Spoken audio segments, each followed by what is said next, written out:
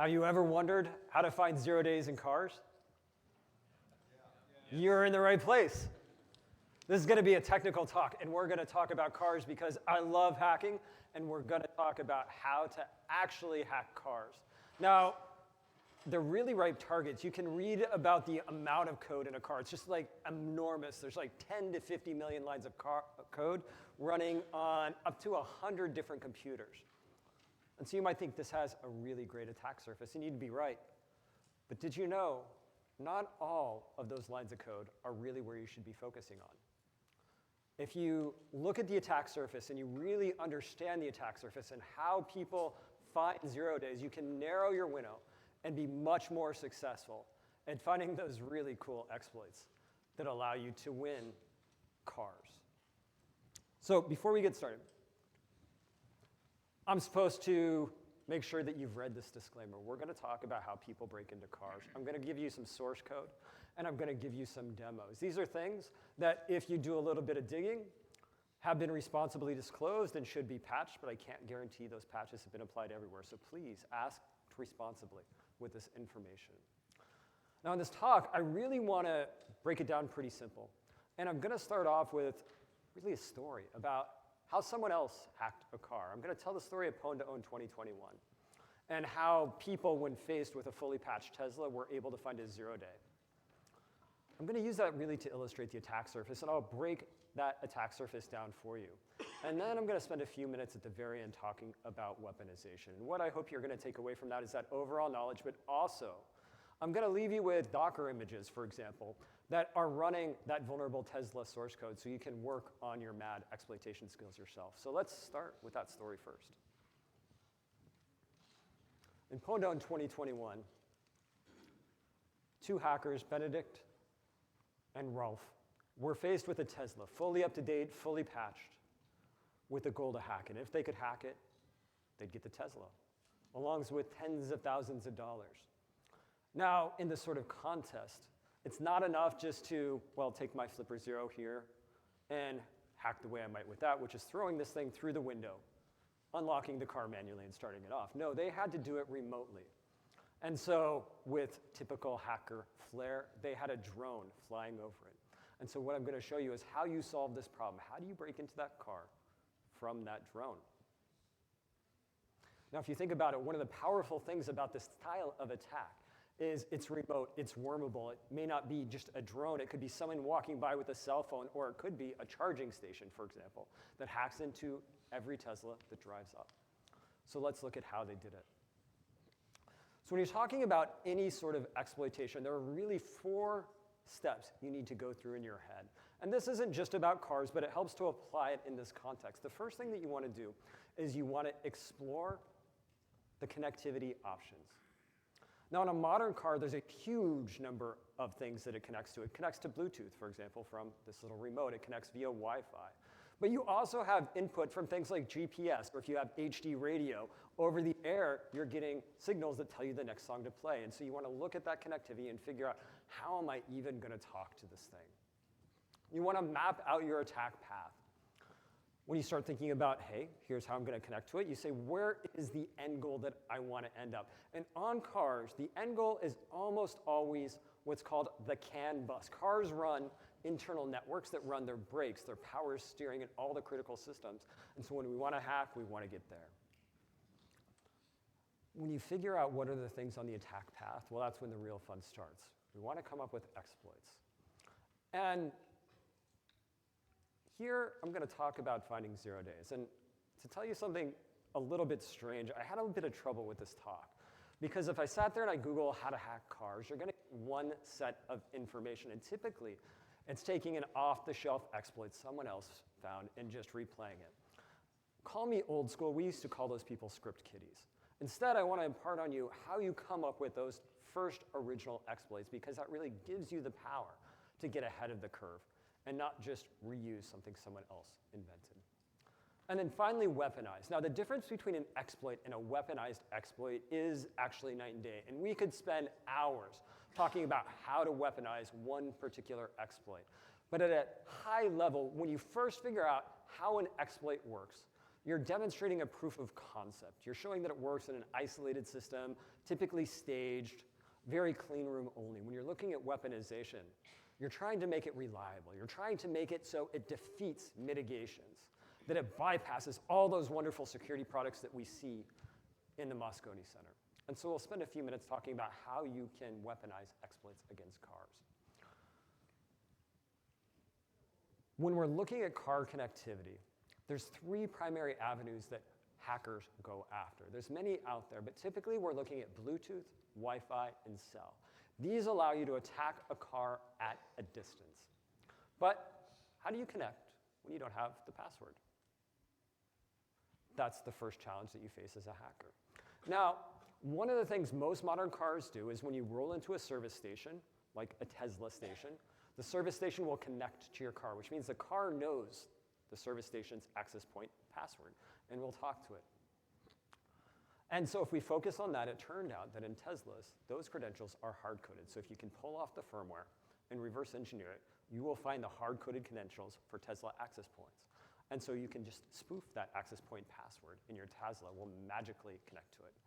This is, of course, the hard way to do things. There's sometimes easier ways, and it turned out that Tesla accidentally posted that same password on Twitter. It's there highlighted in red. I guess they call that a data breach. So once we're able to connect to the car, the next thing to do is to look at the attack surface. And when we're mapping an attack path, a modern car, once you're connected to it, really starts with infotainment. And the reason that it's infotainment is because that's a significant, typically Linux-like system that runs a full operating system and has the power to run things like wireless cards and Bluetooth connectors. Of course, we don't want to just own infotainment. We want to get to those lower-level systems. Those are protected by what's called a gateway. That gateway device talks on one side of the gateway, Ethernet, talking to those major systems like your infotainment system. And on the back side, it talks what's called CAN, Controller Area Network.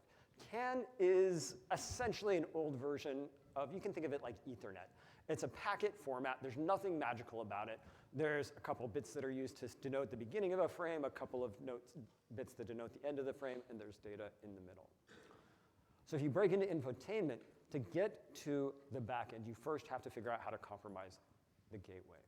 Once you compromise the gateway, you're then on the CAN network, and you can send commands to the car. That's where you can do cool things like disable brakes, fool with auto steering, all the fun stuff. The third step is to exploit vulnerabilities. Your modern car runs an enormous amount of software, which means that we can start looking through that software and trying to figure out if there's known vulnerabilities, and if so, become that script kiddie. Or when there's not known vulnerabilities, we can go and look for new 0 days. Now, you can look at cars, and you can say, for example, Tesla's run something called the Connection Manager, ConMan. It's responsible for wireless, for DHCP, for Whisper, and a variety of different protocols. And in 2020-21, there hadn't been a new vulnerability in 4 years. So that means it's secure, right? There's this strange idea that many eyes make all security problems shallow. I'm not sure it's true, because even though it had been 4 years since there's a vulnerability, it doesn't mean it's much more secure. And so when the two hackers started to look at this, they followed what I've seen as a recurring theme among the world's most elite hackers to find those new 0 days. And I've dubbed this the 0-day trick. And it's quite simple. It's something that I hope you take away from this, because in its simplicity is really great depth. The way this trick works is you look at the code and you figure out what's been tested. These are what I call the happy paths. Those work fine. Skip them. Instead, what you need to do is look for the untested code or the under-tested code. And then you just start writing tests for it. Why? Well, if that code has been untested or under-tested, that's where the risk lies. And if you just keep iterating this, you will eventually come up with an input that triggers untested code that has a bug. We call those inputs exploits. Now, I call it the trick. And it's something that when I go and talk to the world's best hackers, they all follow it. First became aware of this from a hacker named George Hotz. George Hotz, when he was 17 years old, did the first jailbreak for an iPhone. iPhones, if you recall, were tethered to a particular service provider, and as a 17-year-old, he figured out how to exploit it to free that device, to enable it to attach to any service provider. And since then, I've gone through and I've asked pwn-to-own winners, whether it be George or Fluorescence or the world's best hackers, and they all follow this trick. You go and you look for the untested code, and you just start writing tests for it. So let's do it together. Let's figure out how to exploit this 0-day at the time on the car. And this is supposed to be hands-on, so we're going to actually do a hands-on tutorial. We'll see if it works. This is the hard part about live demos. If you want to take a photo of this and you happen to have a computer, most of you don't, but if you happen to have a computer, you can follow along. These slides will be available, and so if you don't, well, you can try it then.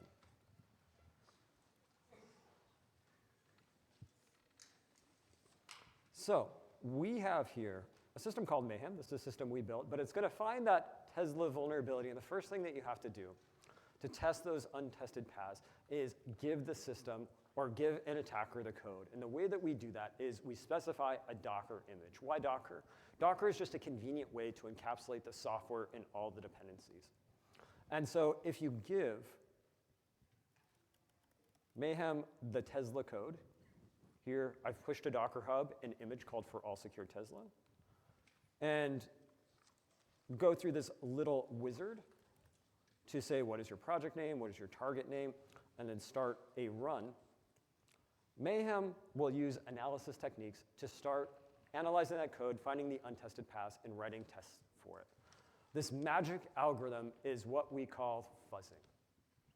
Now, back in the day, fuzzing used to be randomized testing. It used to be a computer giving random inputs to a program to try to figure out how to crash it. But since then, fuzzers have evolved to be significantly more sophisticated, and there's very much not a lot of randomness about them today.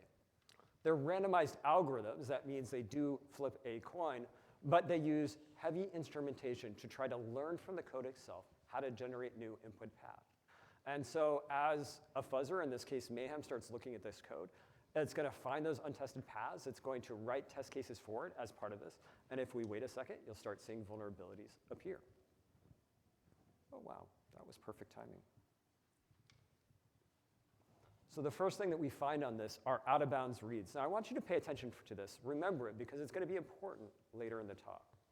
Out-of-bounds reads are what are considered a low-security vulnerability. They're typically used for things like information disclosure, but they're not necessarily the top of the vulnerability hunter or the mitigation team's set of things to fix. But if you let it run long enough, you'll start finding high-level vulnerabilities. And we find our old friend, a stack-based buffer overflow right here. This is the same vulnerability that won pwn-to-own 2021. So if you follow along, if you download this image and you do those steps that I just showed you, you will be able to reproduce the same proof of concept input that triggers that vulnerability. Pretty cool, huh?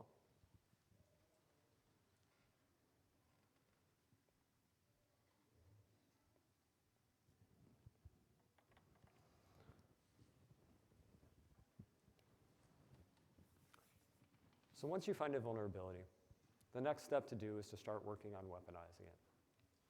And to do that, we have an input that triggers a bug. We know that it deterministically will cause an out-of-bounds write, can potentially lead to control flow hijack. You have to go back to the code and then figure out what went wrong. And then ultimately, you could do an weaponization of this. Now, I just happen to have here the actual code from that service. It's what's called the uncompress. And so when you look at what happens inside a service access point at Tesla, it's running a little DHCP server. And as part of that DHCP server, there's also DNS. And as part of DNS, you get records that can be compressed. Compression routines are great places to go look for 0 days, because what happens is when you compress something, you compress a big thing into a small thing. And often what happens is when you uncompress things, you blow it back up, but people get the bounds incorrect. And so there happens to be a buffer overflow here that was exploited. So what does this full chain exploit look like that they were able to do? We have the drone, we have the car, and then it gets hacked. The way this works is the drone fakes being a Tesla service access point. It may look like the drone is hacking the Tesla, but actually it's the Tesla connecting to the drone is the first step. So after the car connects to the drone sends a malicious response that triggers this buffer overflow in the connection manager. This is just part of the negotiation with an access point because it's in DHCP and DNS. And the connection manager is exploited. And once it's exploited, the drone can send a command to open the door. That's how you hack a modern car. You don't start with the CAN bus. That is certainly your destination. You start with connectivity. You start with the systems that are listening for those connections. You look for vulnerabilities there. You exploit them. And then you pivot into the systems you care about.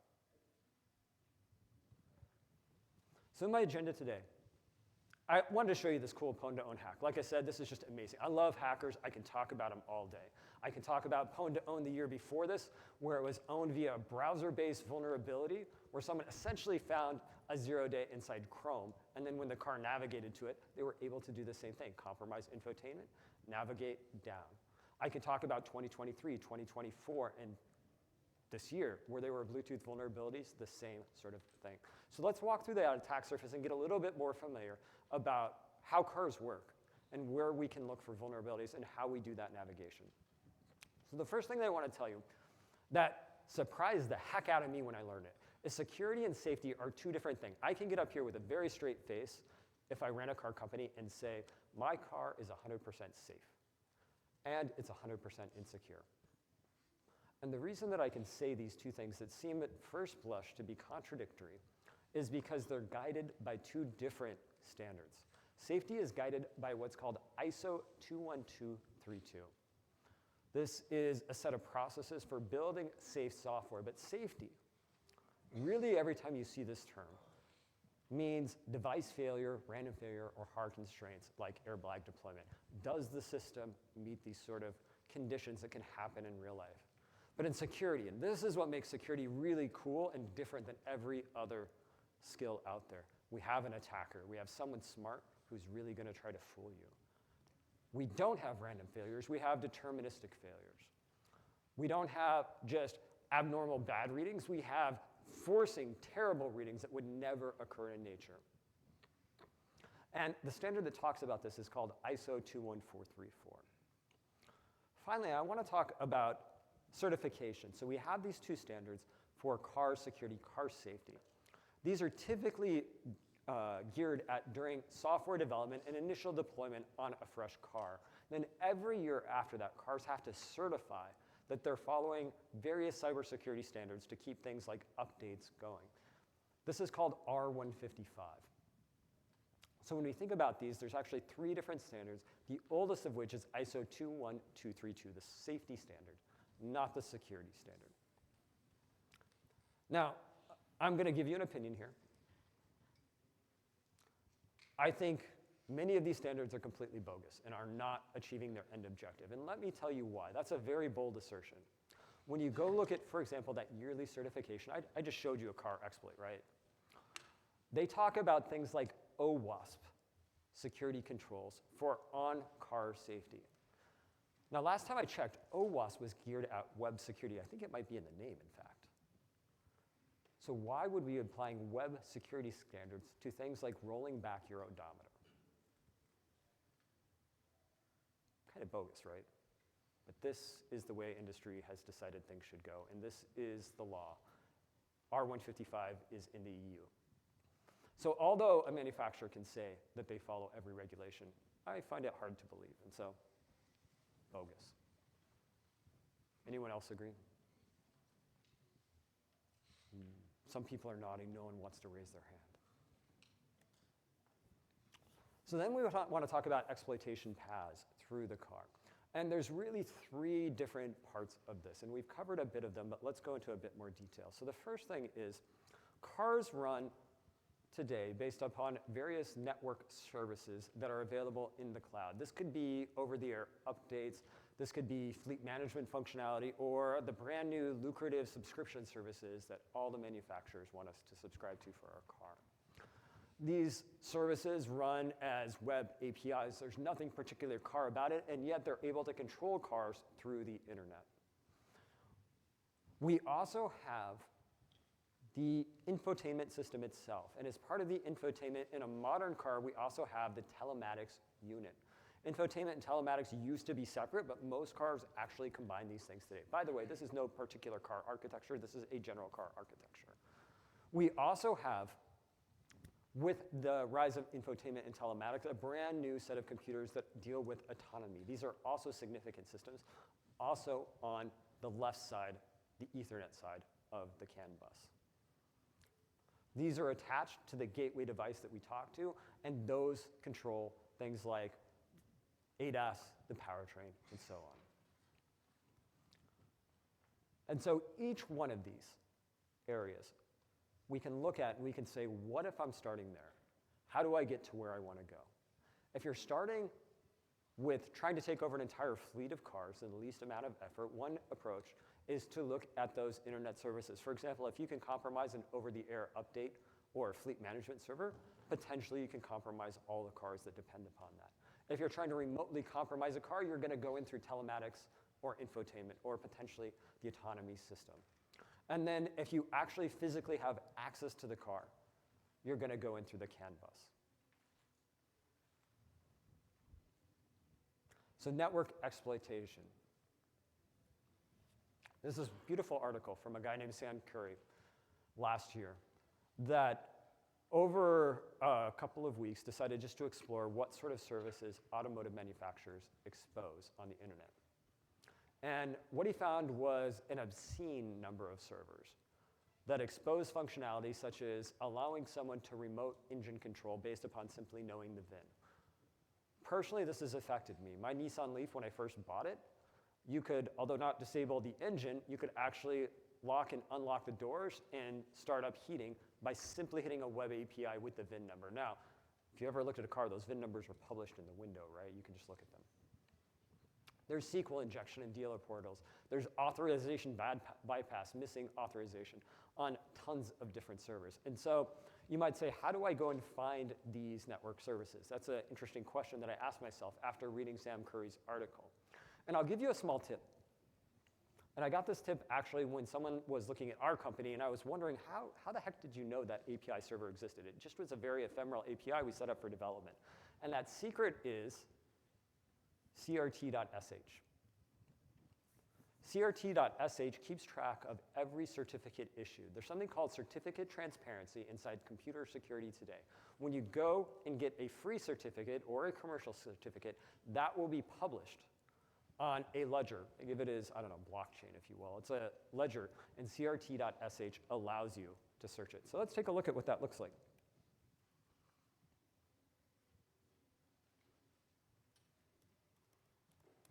And we're going to expand this. Can someone give me the name of a car company that they're interested in? Dodge. Is Dodge a company? Oh, Chrysler. Fiat Chrysler. How do you spell Chrysler? Man. Is that? Ford, it's a lot easier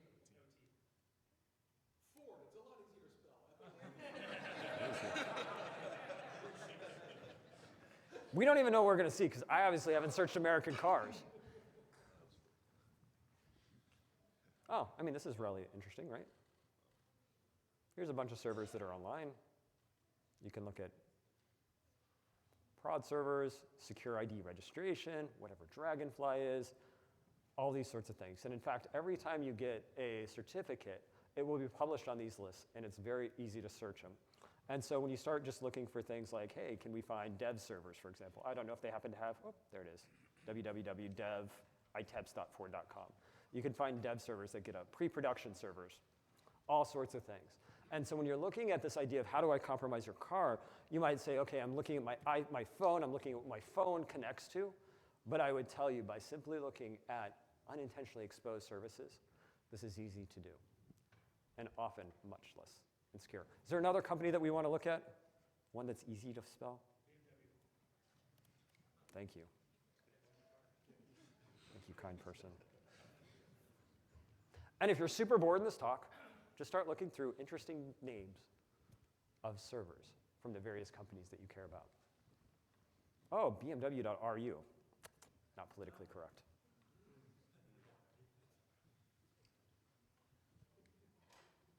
So how do you find these API servers? This is the trick. What I found interesting is what Sam Curry found was internal Git servers exposed. And actually, if you go through some of the common car companies, you'll find their Git servers here exposed. And of course, he could find hard-coded credentials inside those Git servers that allowed someone presumably to bypass access control on those servers. So a really cool thing.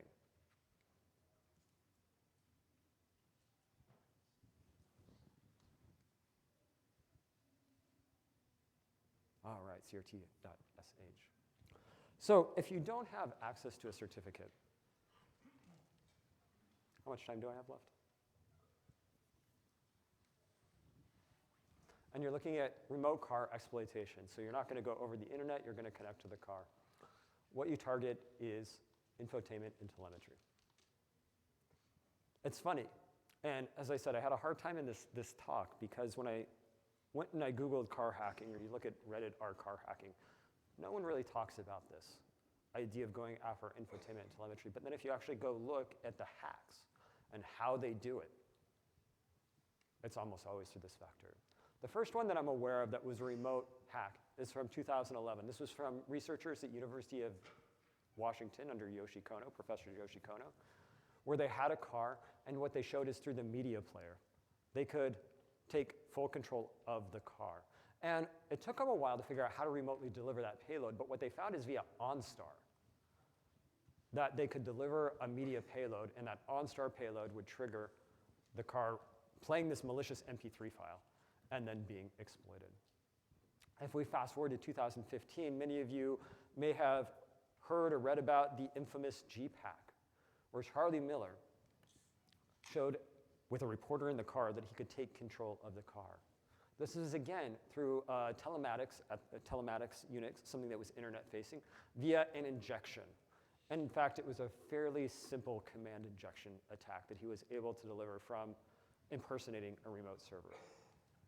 Since then, it's just accelerated. If you look at 2016 to 2017, Tencent and security researchers in China went through the IVI, the infotainment unit, via Linux WebKit vulnerabilities. 2018, multiple vulnerabilities inside. It was 18 that was reported, again, through Chinese researchers. In 2019, the first official Tesla pwn to own.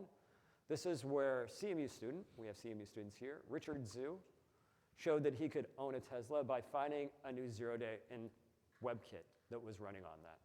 By simply navigating to the page, WebKit was exploited, and he had access to the car. And this has gone up in sophistication to the one I just showed you, where we are looking at the wireless connection manager. You don't even need to navigate to the page. Just by the car connecting to a service access point, something it does by default, you could own the car. In 2022, the vulnerability I just showed you was simply an extension. 2022, it was just an extension of the one I just showed you. In fact, they called it T-Bone 2.0. The original that I just showed you called T-Bone 1.0. That brings us to modern day. The last two pwn-to-owns have been through the Bluetooth stack. It turns out Tesla's run a commercial version of Bluetooth called BSA. And researchers were able to show in that daemon that there were buffer overflows that allowed them to remotely take over the car. Details are still a little bit sketchy on some of these because some of these are still being actively patched. So if you walk away from here and you Google, maybe you'll share my concern. You're going to go find lots of articles about CAN bus security, how to own your own car when you have physical access. But if you really want to up your game and how to access other people's car, I'd argue it starts here.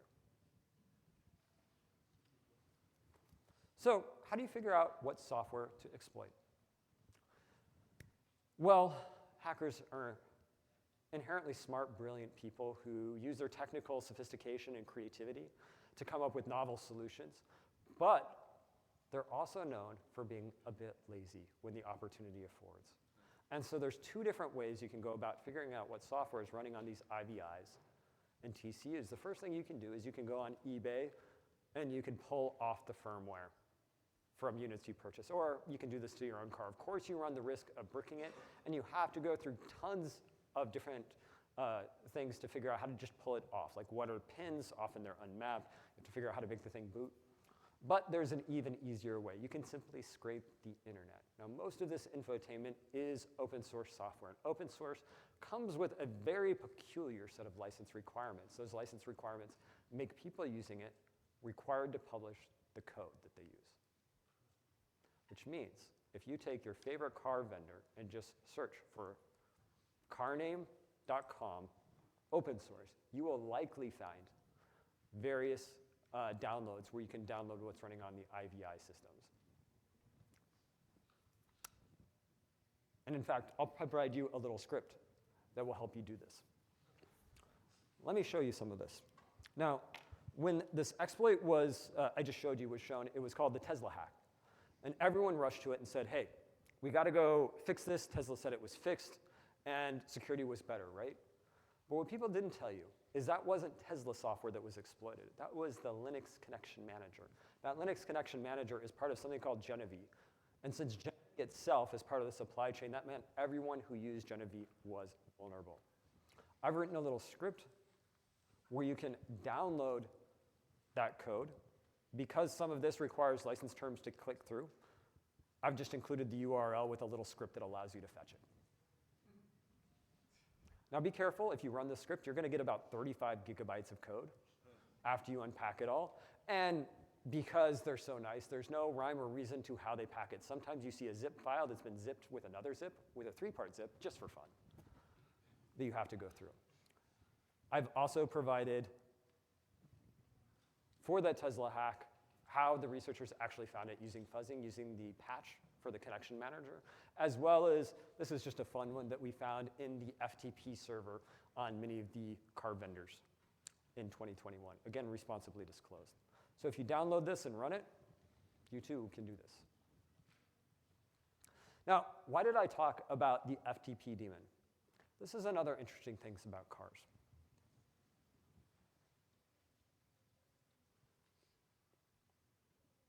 We went here.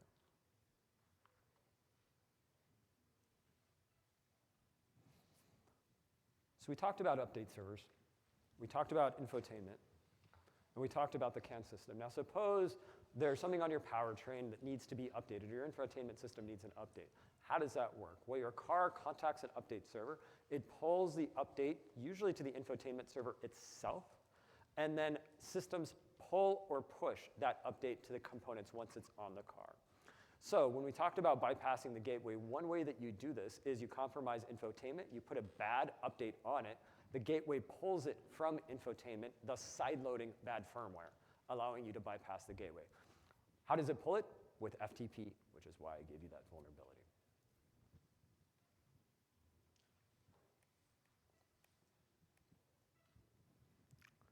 Now I told you that the Tesla vulnerability is not a Tesla vulnerability.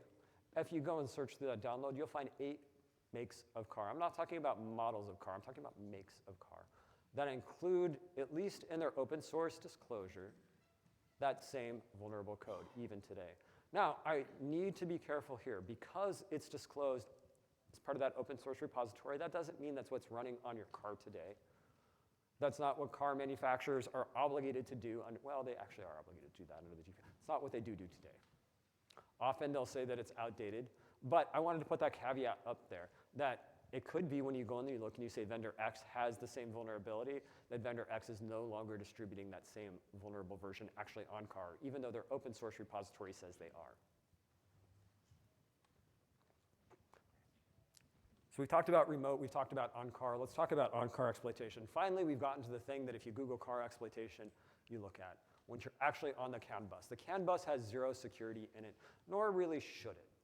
The CAN bus was made for real-time systems where, for example, when you get in a car wreck, the airbag needs to deploy, your windows need to go down, and emergency response needs to be called. And this all needs to happen in the flash of a second. Going and detecting digital signatures at that speed is one problem. Handling errors, if they fail, for example, is another. Would you really want it if the checksum in a crash for your airbag didn't validate, there was a bit flip on the wire, that it didn't actually do it? And so CAN bus is really meant to be a protocol that's fast and reliable and for real time. I just wanted to mention, like, why isn't there security there? There's actually a reason for it. When you look at things like Ethernet, you can build on top of it the entire TCP/IP stack, which of course has many security measures. You can have IPsec and so on. But the CAN has nothing. You can just send messages on it. So when you look at CAN hacking, really what you're looking at is how to send nefarious messages once you actually have access to the car. This is a picture of a real Porsche. It looks very similar to one that I sadly sold. And it illustrates what criminals may do with CAN bus hacking. They pulled off the headlight, and the reason they pulled off the headlight is that gave them access to the two CAN wires where they can attach a little device like this little Flipper Zero. They can just tell the immobilizer deactivate, just tell the doors to open, walk around to open the door, and drive off in your car. But at that point, you already have physical access to the car. At that point, a criminal, of course well-funded, could have just gotten a tow truck and put the whole car on it without doing any of this. So on-car exploitation, it's a thing, but typically it's about either stealing a car that you have locally or hot rodding your own car. So in my agenda, I've told you about this really cool hack. I've talked about attack path and weaponization, and I've showed you where you can go, for example, start exploring your open source security. I'll give you another tidbit, actually, that I didn't practice this. I just found this out yesterday. We downloaded that open source repository, and my co-founder at my company found a brand new 0-day in one of the PNG libraries. And in fact, the sad thing is that PNG library hasn't had an active maintainer in 2 years. As far as I can tell, it's still in the car. So there are nuggets there to be found. Let's talk about weaponization. So just coming up with a proof of concept is not the same thing that a skilled operator at a national intelligence agency would do. They have to worry about how to make those exploits reliable, how to make sure they can bypass defenses, all those cool things that make it harder to exploit in practice. We call those mitigations. And again, I talked to the Pwn2Own 2018 winner, Fluorescence. How do you go about doing this? And what he told me is, if I can find a vulnerability and I can create a proof of concept exploit, I've never ran into a case where I couldn't figure out how to weaponize it. It just takes longer. And so let's talk about two common mitigations. One of them is when you compile software, one of the things that you may get is something called stack canaries. Stack canaries make it harder to attack buffer overflows because the idea is in a buffer overflow, you have your local variables. When you overwrite them, you're going to overwrite that stack canary. It's going to die. And then the system will be alerted that there's an attack in progress, and everything will exit out. So instead of a control flow hijack, you've turned it into a DOS. But it turns out this vulnerability, you can bypass the stack canary. And it's really fun that we have people here who look at this. The way it works is we have a string end copy. That string end copy actually allows us to write up to the stack canary, but not past the stack canary. We then have an increment, which allows us to increment a pointer, U-pointer, right above the stack canary, therefore leaving it intact. And then the actual vulnerability does a memcopy over the return address. Mitigation bypassed. Step one in weaponization. The second mitigation is something called address space layout randomization. Now, I tried to put up this full comic, but unfortunately it's not in a format amenable to presentation. But what we have here is the XKCD explanation of Heartbleed occurring on a Tesla. The way that you bypass ASLR in this case is you go find that invalid read that I showed you earlier. Remember how I told you to remember that about 40 minutes ago? That invalid read allows you to disclose local stack variables, which allows you to bypass address-based layout randomization. At a high level, if something leaks the addresses, that randomization doesn't mean anything because, well, it's been leaked. And the way that works here is, as part of the DHCP packets, you can exploit this vulnerability as part of your attack, where it's actually that last line. Packet options has a remainder. It's reading the length to read from the packet as opposed to the length of the buffer. This is the classic explanation from XKCD, where it says, server, are you there still? If so, reply bird, 4 letters. And the server replies back with bird in 4 letters. And then the hacker says, well, what if I said hat, 500 letters? And the server replies with hat and 497 letters past that. That's essentially what's happening. when we want to weaponize this exploit.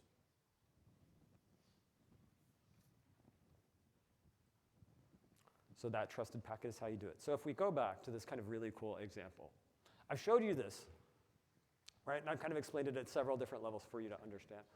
But if we get into a little bit more depth, the drone runs the fake Tesla access point. The car sends a DHCP request to the fake access point. And it just does this because it's a Tesla access point. Why not? The fake access point replies, triggering a 0-day in the DNS forward packet of uncompress. That buffer overflow we saw. You can bypass the stack cookie by utilizing multi-record DHCP by essentially using a feature of DHCP itself to bypass that stack canary, and then you leak addresses for doing the control flow hijack with a listener event. That allows you to build a return-oriented programming chain to call MUN protecting away dep. So this is where we go and we have memory that's been marked read-only, but not execute, and we issue a system call to turn it back into being execute. That allows us to put shellcode on the stack, execute that shellcode connects back to the drone. The drone then does further privilege escalation and opens the door. So while it looked like one vulnerability, the full weaponization goes through a pretty remarkable chain. Now, why did I tell you this? Well, first, I love hackers, like I said. This is just cool. This is fun reading for me. But I also wanted to illustrate a principle in this. Often when we're thinking about car exploitation, people will say, hey, David, why don't you just go exploit this car here? And I think that's a very dangerous proposition. Certainly people can do that, and it's fun to do. You can win a lot of money. But the one thing that we have in security as defenders is we should have access to developers. We should have access to the system. We should know how it's compiled.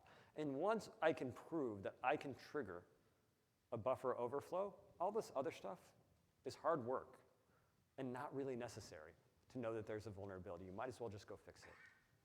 Attackers have to go through all these steps. Defenders only really one. So what are my takeaways? So for enthusiasts, remote hacks start with the IVITCU, not the CAN. If you want to be a local hacker, go after the CAN. This is what you're going to read about. But I wanted to teach you something new. And that's if you want to do something remote where you want to compromise someone with a drone, this is where you go after. CAN hacking, what you typically read about, I wanted to clarify, already assumes you have physical access to the car. At that point, depending on your sophistication, you might as well throw your flipper 0 through it. It's not that you can't do cool things with this. This is a cool device. But it's just a different attack matter. The third thing is, this is one of the original tricks in all this research, was rather than spending hours reverse engineering firmware, just go download it. Go figure out what's being used that's open source. If there's a substantial amount of it, they probably have not looked for brand new vulnerabilities in that. And that's a recurring theme I see throughout industry. People who bring in open source, they worry about their supply chain, but they never bump it open source themselves. I would argue that you need to do that. And then finally, fuzz your software. These vulnerabilities that I showed you here were found by fuzzing. People will often say fuzzing is too hard. That, when I hear that, it's almost music to my ears as an attacker, not as a CEO of someone who sells this, but as an attacker, because that means it's going to be easy for me to go find vulnerabilities. If you're fleets, start looking for your APIs.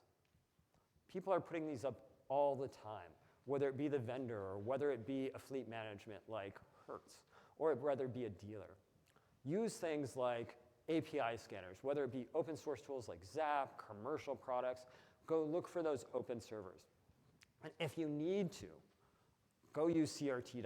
It's kind of weird if you need to use that to find your own servers, but if you need to, you need to. And then layer on car security with IDS. As I mentioned about the CAN system itself doesn't have security built in, but what you can do is add aftermarket devices that try to at least raise an alert when there's an attack. It doesn't stop messages. It wouldn't prevent the airbag from being popped and deployed, but it will at least log that, which help you discover when attacks are out there. And finally, with OEMs, fuzz your software, especially the open source that you're taking.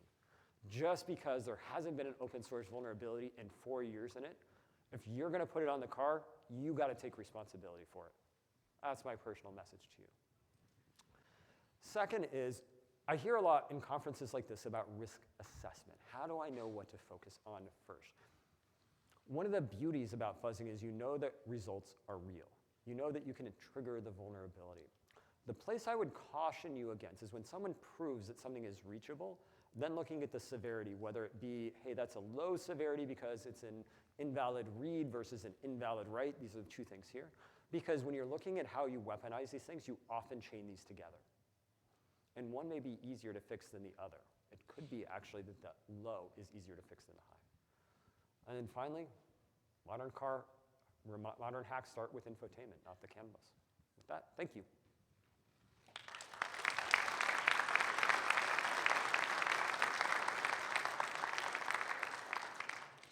I'll take questions. Yes, ma'am.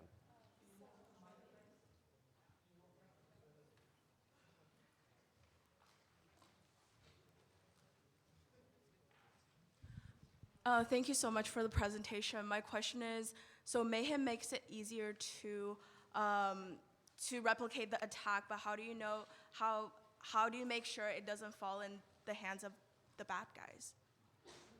How do you make sure it doesn't fall? That's one of those genie in the bottle. It's very hard to do. I think that as defenders, we shouldn't worry about things falling into the hands of the bad guys. Instead, what we should be doing is putting offense into our pipeline so that we're finding it first.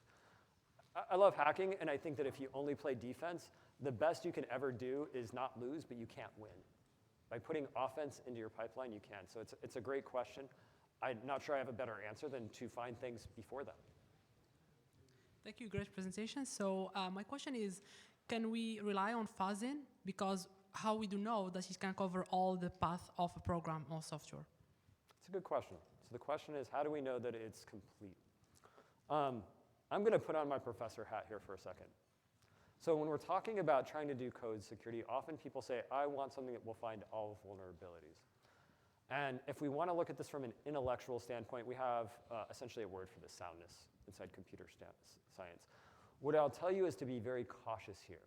Static analysis would be the typical answer to this, but static analysis, as you find it in commercial industry, every vendor here is neither sound nor complete, meaning no vendor will be able to answer, yes, I found all the vulnerabilities to your question. Fuzzing will not do that, so neither will static analysis. So that's not a guarantee it makes. I'd love to say that it does, but it doesn't. But what it does tell you is when things are real. That being said, every application security program, every sound security policy has multi-layers. And so it's not that one's better than the other. I'm just saying you asked an unanswerable question.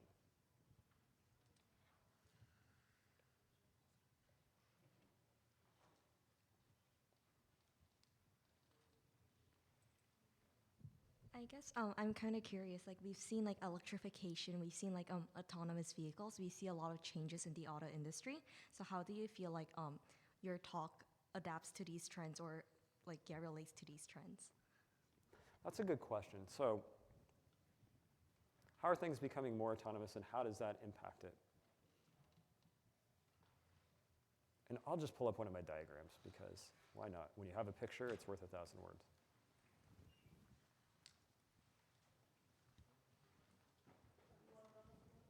Oh, yeah. So if we look at this diagram, what's happened is we've added autonomy, we've added substantial computers to the on-car. This is what allows us to do self-driving and reaction. And so this actually increases our attack surface because we're putting on higher power computers running more advanced algorithms onto these things. If we were to take a step back to 2012, autonomy would have gone away. Infotainment would have been really just my radio player, and telematics would have been a much simpler server out there.